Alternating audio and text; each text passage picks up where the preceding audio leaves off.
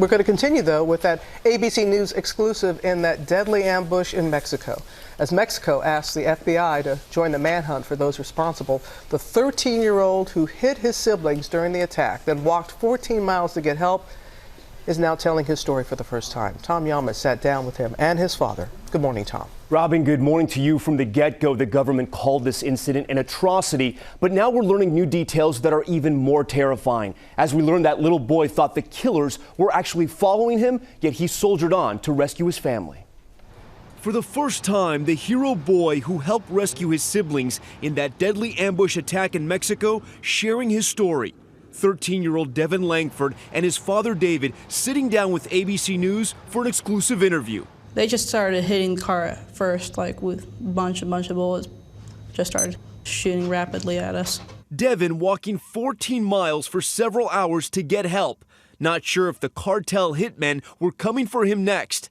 Telling us about his painful thoughts along the way. If there wasn't anybody else out there trying to shoot me or following me, or about my mom and my two brothers that died.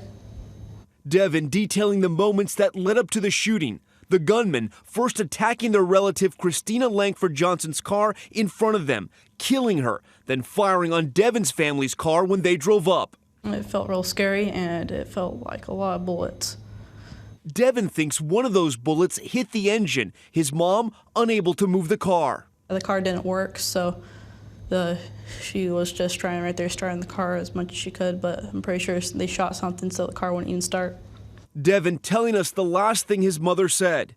To get down right now, she was trying to pray to the Lord, and she's trying to start the car up to get out of there.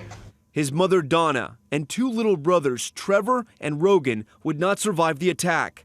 Devin says the murderers had long guns and were wearing what looked like bulletproof vests.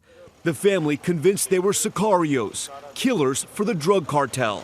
Afterwards, they got us out of the car, and they just got us on the floor, and then they drove off. The children tried to flee, but as you see from this video, later inside of a hospital, most were too wounded, including sister Kylie, shot in the foot, and baby brother Brixon with a bullet wound to the chest. We walked a little while until we couldn't carry him no more, and so we put him behind a bush, and I wasn't hit or nothing. So I started walking because every one of them were bleeding really bad, so I was trying to get in a rush to get there. Devin eventually getting help. To be honest with you, my boy's a hero simply because he gave his life for his brothers and sisters. Now the Langfords, who are part of a fundamentalist Mormon group that lived in the area decades before the drug cartels took over, have left Mexico. It's too dangerous, too violent. 100 other family members following them in this caravan over the weekend. Not only have I lost a wife and two children, but I'm having to move the rest of my family with really no place to go at this point. David Langford had this message for the families in America who have been praying for them. My message is to hold on to your family, because there's nothing like family. And Devin wanting the world to remember his mother's legacy. She was a nice person and a brave woman that tried to save her kids.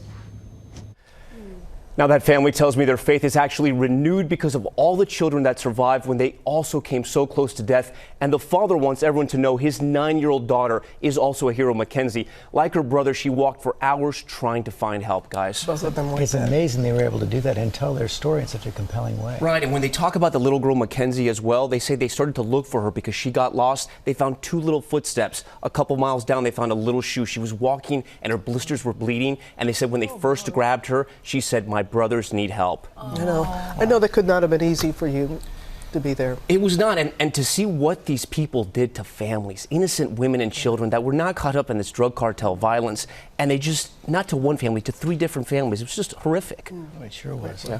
Thanks for bringing us the story.